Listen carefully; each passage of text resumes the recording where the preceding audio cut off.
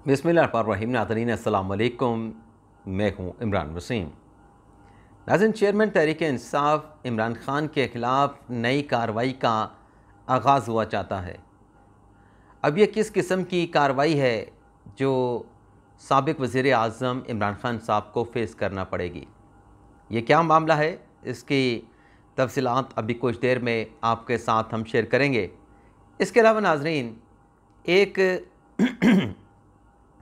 अहम मुकदमे की समाअत करते हुए चीफ जस्टिस काजी फ़ाइज़ साहब ने नाम लिए बगैर साबिक़ चीफ जस्टिस उमरता बंदयाल साहब से मुतल्लिक़ बड़े अहम रिमार्क्स दिए हैं।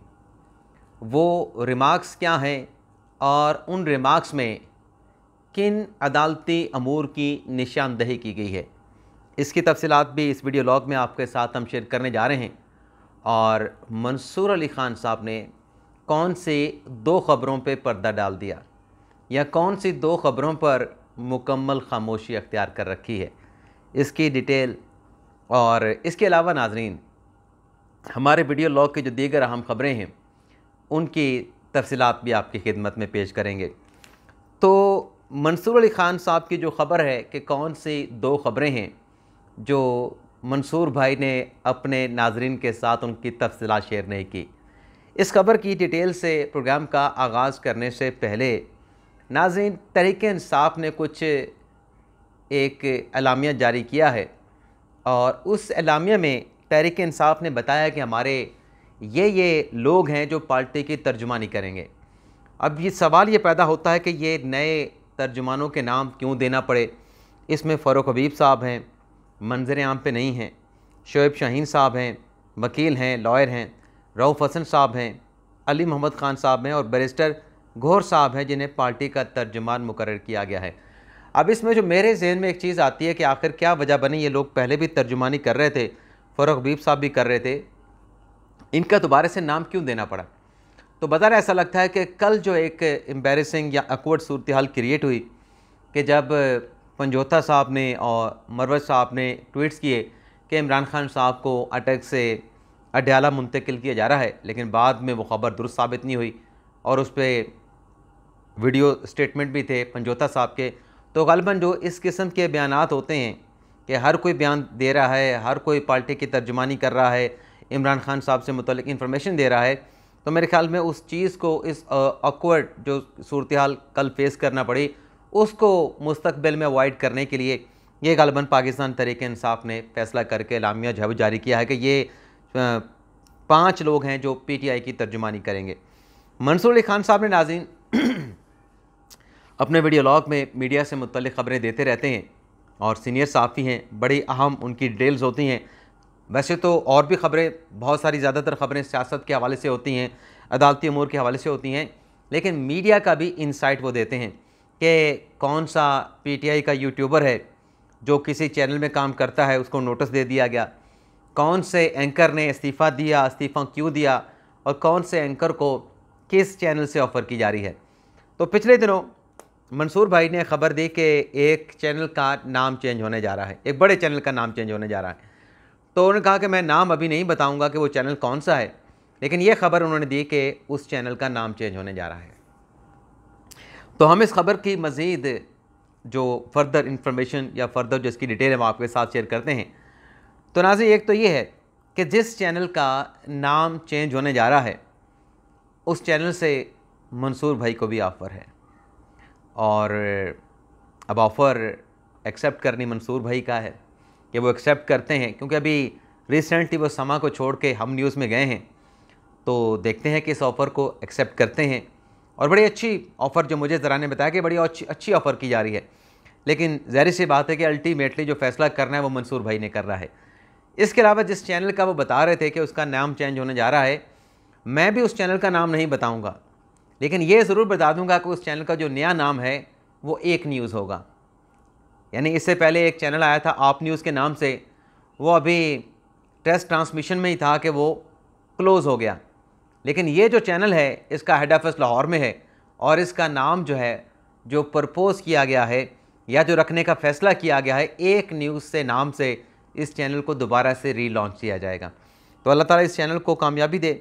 वैसे अभी भी बड़ा अच्छा चल रहा है और बड़े अच्छे चेहरे अभी भी इस चैनल के ऊपर मौजूद हैं, लेकिन ज़ाहिर सी बात है कि मंसूर भाई जैसे चेहरे अगर इस चैनल पे जाएंगे और तो ज़ाहिर सी बात है कि लोग जो है वो उस चैनल की तरफ भी माइल होंगे। तो एक तो ये हो गया। इसके अलावा जिस चैनल्स का हमने जिक्र किया कि उसका नाम एक न्यूज़ रखा जा रहा है, वहाँ से आसमा शिराजी साहबा को भी ऑफ़र की जा रही है। ये खबर भी चलें आपके साथ शेयर कर लें। ना सिर्फ आसमा शिराजी साहबा बल्कि मोहम्मद मालिक साहब जो 92 न्यूज़ में के प्रेसिडेंट हैं, वहाँ पे अपना वीलॉग कहने लगा था, प्रोग्राम करते हैं, उन्हें भी उस चैनल से ऑफ़र है। तो देखते हैं कौन कौन ऑफ़र एक्सेप्ट करता है या फिर कौन सा जो एंकर है उससे उस चैनल की मैनेजमेंट जो है अपने चैनल में लाने में कामयाब हो पाती है। अब आ जाते हैं जो अगली खबर आपके साथ हमने शेयर करनी है नाज़रीन। चीफ जस्टिस के अहम रिमार्क्स, बंदयाल साहब का नाम लिए बगैर जस्टिस काजी फाइसा साहब के अहम रिमार्क्स। ये नाज़रीन टैक्स से मुतल्लिक मुकदमा था। इसमें जस्टिस काजी फाइसा साहब ने कहा कि अमूमी तौर पे हम जिस केस की समाअत करते हैं उसका हुक्मनामा फ़रीक़ैन को उसी रोज़ मिल जाता है, यानी जो मुसद्दका कॉपी होती है उस फैसले की फ़रीक़ैन को उसी रोज़ उसकी कॉपी वो अप्लाई करते हैं, उनको कॉपी फ्राहम कर दी जाती है या फिर दूसरे दिन उसकी कॉपी मिल जाती है। यानी अप्लाई करने के ऊपर डिपेंड करता है कि आपने दिन के किस पहर किस वक्त जो है वो ऑर्डर के लिए मुसद्दका कॉपी के लिए अप्लाई किया है। चीफ जस्टिस साहब ने कहा, काजी फाइसा साहब ने, कि इससे पहले जब फ़रीक़ैन ऑर्डर अप्लाई करते थे तो उन्हें उस ऑर्डर की मुसद्दका नकल के लिए कॉपी के लिए 6 माह इंतज़ार करना पड़ता था, लेकिन अब वो 6 माह का इंतज़ार नहीं करना पड़ेगा। और साथ में काजी साहब ने यह भी कहा कि जो वेबसाइट पे हमारे ऑर्डर जारी होते हैं वो सिर्फ वही ऑर्डर होते हैं जिन्हें रिपोर्टिंग के लिए मंजूर किया जाता है। अब इसमें कहीं साबिक़ चीफ जस्टिस उमरता बंदयाल साहब का नाम नहीं, लेकिन हम चूँकि सुप्रीम कोर्ट से जुड़े हैं बीइंग ए जर्नलिस्ट, तो हमें पता है कि बंदयाल साहब के दौर में जो केस का वो फैसला करते थे, आम लिटिगेंट जो होते थे, जो आम लोगों के केसेस होते थे, अदालत में फ़ैसला करते थे। अदालत में अक्सर मर्तबा उसका ऑर्डर भी डिक्टेट करवा दिया जाता था, लेकिन उसकी जो कॉपी है, मुसद्दका जो नकल है, वो 6 माह तक जो है वो फ़रीक़ैन को नहीं मिलती थी। और वो उस ऑर्डर को हासिल करके, क्योंकि ज़ाहिर सी बात है कि अगर आपका कोई केस का फ़ैसला हो गया है, अल्टीमेट अदालत है, सबसे बड़ी अदालत है, तो आपने वो फ़ैसला, अगर आपका प्रॉपर्टी का केस है, आपने अपने शहर के मुतल्लिका जो महकमा माल है उसको जाके दिखाना है। अगर कोई नौकरी पे बहाल हुआ है, पंजाब का मुलाजिम है तो उसने पंजाब के अपने महकमे को जाके दिखाना है, सिंध का है तो सिंध को जाके दिखाना है, मरकज़ का है, वफाक का है तो मरकज़ के अपने डिपार्टमेंट को जाके दिखाना है। अगर कोई फ़ौजदारी केस है, किसी की ज़मानत हुई है, तो वो फ़ैसले जाके आपने हुकाम को दे के उस बंदे को जेल से बरी करवाना है, रिहा करवाना है। लेकिन ये फ़ैसले जारी नहीं होते थे, ये फ़ैसले जारी नहीं होते थे, पड़े रहते थे 6 माह तक। इवन के ऐसे ऐसे फ़ैसले भी है कि 2-2 साल इंतज़ार करना पड़ा। एक हम मिसाल देते रहे कि चकलाला का एक केस था कैंटोनमेंट का, उसका फ़ैसला अक्टूबर 2021 में हुआ और तहरीरी फ़ैसला जो जारी हुआ वो ग़ालिबन जून या जुलाई 2023 में जाके तकरीबन 2 साल के बाद जारी किया गया। और इसकी एक मिसाल और भी दे देता हूँ, वो नाज़रीन ये है, माज़रत नाज़रीन मुझे वीडियो को रोकना पड़ा, एक कॉल थी और वो जब वो कॉल आई तो मुझे लगा कि ख़बर आ गई। तो ख़बर तो आई है, लेकिन ख़बर उस नोयत की नहीं है जो मैं आपके साथ शेयर करने जा रहा था। और वो 28 सितंबर को जो फैज़ाबाद धरना केस, नज़रसानी केस लगा है, उससे मुतल्लिक थी।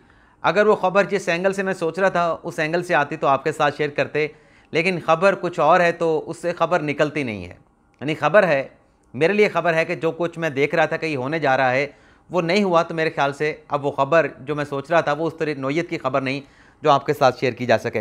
लेकिन बहरहाल जो मैंने कहा कि 2-2 साल तक फ़ैसला नहीं आया।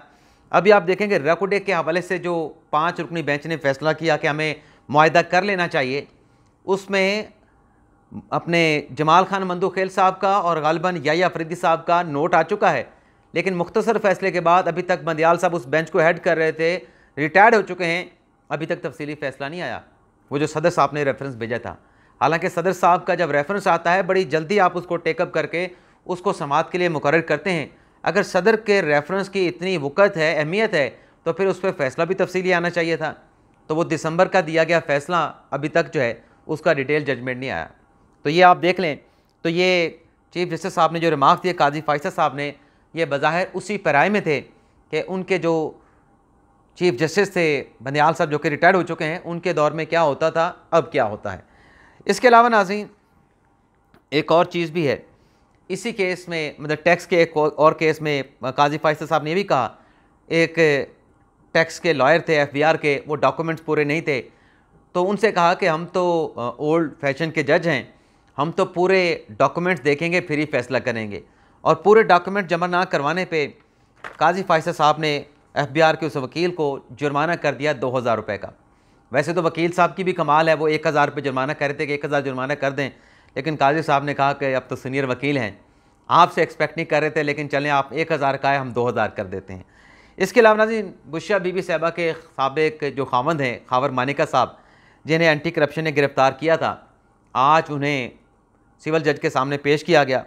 उनके जिस्मानी रिमांड की इस्तदा की गई और सिविल जज साहब ने 8 दिन का जिस्मानी रिमांड एंटी करप्शन को दे के 14 सितंबर को दोबारा जो है उन्हें पेश करने की जो है वो हदायत कर दी है। इसके अलावा नाज़रीन वज़ीर दाखिला साहब जनाब बुगटी साहब, सरफराज बुगटी साहब, उन्होंने एक स्टेटमेंट दिया नवाज शरीफ के हवाले से। उस पर नून लीग जो है वो बड़ा गुस्सा किया नून लीग ने। स्टेटमेंट क्या था उनका कि अगर नवाज शरीफ साहब को ज़मानत ना मिली तो फिर उनको गिरफ़्तार किया जाएगा। कोई ऐसी बात नहीं, क्योंकि ज़ाहिर सी बात है कि ज़मानत का फ़ैसला तो अदालत ने करना है। जब अदालत से ज़मानत ना मिलेगी तो क्या होगा, तो फिर गिरफ़्तार ही करना पड़ेगा। तो इस पर नून लीग वाले बड़े सीखपा हुए हैं और सरफराज बुगटी साहब को कहा है कि आपको ये बयान जो आपने दिया है, आपके पास डोमेन ही नहीं था, जवाज़ ही नहीं था। आपको सरफराज बुगटी से कहा कि शेख रशीद का हाल नहीं भूलना चाहिए। तो उसके बाद फिर सरफराज बुगटी साहब की वजाहत आई कि मेरा जो स्टेटमेंट था उसे सियाको सबाक से हट के जो है वो रिपोर्ट किया गया, लेकिन पहले वाला भी स्टेटमेंट अगर वो सियाको सबाक से हट के था उसमें भी कोई ऐसी बात नहीं थी। ज़ाहिर सी बात है कि अगर ज़मानत नहीं मिलनी तो फिर गिरफ़्तारी होनी है। ये फैक्चुअल बात है, ये लीगल बात है। अब आ जाते हैं इमरान खान साहब की खबर पे। नाज़रीन इमरान खान साहब के हवाले से जो नई कार्रवाई होने जा रही है, पहले तो इस्लामाबाद हाई कोर्ट का फैसला जिसमें कहा गया कि खान साहब को PTI की लीगल टीम की दरख्वास्त के ऊपर हुक्म दिया गया कि उन्हें अटक जेल से अडयाला जेल में मुंतकिल किया जाए। और जब हम ये वीडियो लॉग रिकॉर्ड कर रहे हैं, गालिबन कोई 15 गाड़ियों का काफ़िला पुलिस की गाड़ियाँ हैं और 2 बख्तरबंद गाड़ियाँ हैं और एक एम्बुलेंस है, और ख़ान साहब को अटक से अडयाला जेल उनकी मुंतकली जो है वो शुरू हो चुकी है।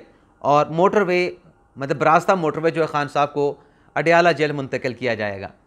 अब इसमें जो ख़ान साहब की मुंतकली है वो नज़र आ रही है, क्योंकि बहुत सारे दोस्त आज ये सवाल कर रहे थे कि ये तो देखें जी साइफ़र केस का ट्रायल शुरू हो गया, ये तो गैर कानूनी है।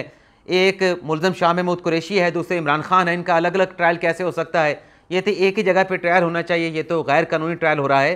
तो अभी तक नाजरीन साइफ़र केस के ट्रायल का आगाज़ नहीं हुआ, लेकिन ये जो खान साहब को अटक से अडयाला जेल लाया गया है, इससे साफ नज़र आ रहा है कि शाह महमूद कुरैशी साहब भी अडयाला जेल में हैं, खान साहब भी अडयाला जेल में इकट्ठे हो गए। और आज जज अबुल हसनात जुल्करनैन साहब ने जो हुक्म दिया FIA को कि आप 10 अक्टूबर चलान दाखिल करें, तो नज़र आ रहा है कि अब 10 अक्टूबर से पहले पहले ये चलान साइफ़र केस का, ऑफिशियल सीक्रेट एक्ट की खिलाफ वर्जी का जमा हो जाएगा और फिर उसके बाद बाकायदा तौर पे ट्रायल का आगाज़ हो जाएगा।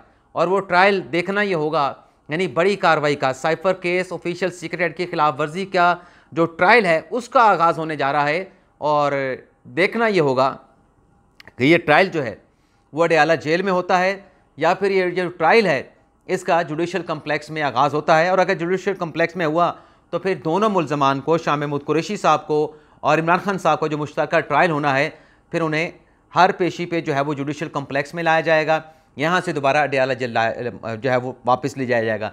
लेकिन इम्कान यही नज़र आ रहा है कि अडयाला जेल में ही खान साहब का, शाह महमूद कुरैशी साहब का ये मुश्तरका ट्रायल और बड़ी अदालती कार्रवाई का आगाज़ जो है वो होने जा रहा है। और जो चलान जैसे जमा होगा अदालत में तो फिर साइफ़र केस के ट्रायल का आगाज़ होगा। मुलज़मान पे जो है वो चार्जशीट लगेगी। चार्जशीट में मुलज़मान ज़ाहिर सी बात है कि सेहत जुर्म से इनकार करते हैं, तो फिर उसके बाद फिर शवाहिद जमा होते हैं, शवाहिद के ऊपर बयानात होते हैं, मुलज़म अपने डिफेंस में चीज़ें पेश करते हैं और फिर केस की कार्रवाई कंक्लूड हो जाती है और जो गवाहान होते हैं उन पर जिरा भी होती है। इसके अलावा नाज़रीन, ये मामला तो आपके साथ डिटेल के साथ हमने शेयर कर लिया। जो 3 अक्टूबर को प्रैक्टिस एंड प्रोसीजर बिल की समाअत होने जा रही है, उसमें जहां आज मुख्तलिफ जवाब जमा हुए, चौधरी ग़ुलाम हुसैन का, समी इब्राहीम का, और एक और भी जवाब जमा हुआ कल काफ लीग का, और उसके साथ साथ वो ख्वाजा तारिक रहीम साहब का।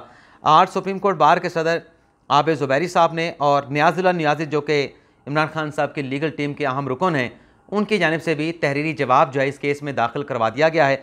और दोनों जवाबात में आबिद ज़ुबैरी साहब ने, जो कि सुप्रीम कोर्ट बार के सदर हैं, नियाज़ुल्लाह नियाज़ी साहब जो कि PTI की लीगल टीम का हिस्सा हैं, उनकी जानिब से यही कहा गया कि ये जो कानून बना है प्रैक्टिस एंड प्रोसीजर, ये अदलिया की आज़ादी पर हमला है, चीफ जस्टिस के अख्तियारात को इनक्रोच किया गया है और ये पार्लियामेंट के पास कानून साजी करने का अख्तियार नहीं था। अख्तियारात की आइनी तकसीम की जो है वो खिलाफ वर्जी की गई है। इस कानून को जो है वो गैर आइनी, गैर कानूनी करार दे के इस कानून को सिरे से जो है वो कलअदम करार दिया जाए। तो देखते हैं फर्दर इस मामला के हवाले से, क्योंकि अभी कुछ और भी जवाब आने हैं, तो किस किस का जवाब आता है। लेकिन हम आपसे इजाज़त चाहते हैं। अल्लाह हाफ़िज़।